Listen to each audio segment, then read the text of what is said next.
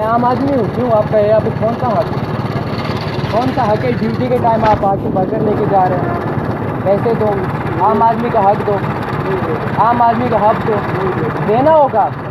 क्यों नहीं दो? अपना नाम बताओ फिर जाओ। नाम है वैसे नाम बताओ फिर जाओ। काम है हमारी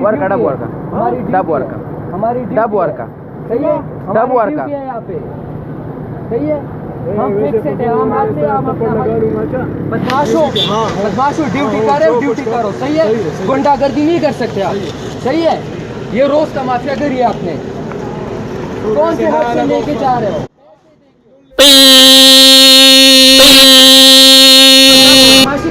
बस अब जाओ, मैं ताने आऊंगा तुम्हारे पीछे, याद रखना। आम आदमी का पावर मैं दिखाऊंगा। शूट करता हूँ तुम्हें। शूट करोगे ड्यूटी के टाइम मुझे शूट करोगे। मैंने गलती क्या की है? गलती तुम कर रहे हो, पैसे नहीं दे रहे आम आदमी का। वो गरीब बच्चा है, रोज खड़ा होता है मजदूरी के लिए। मैंने पूछा है,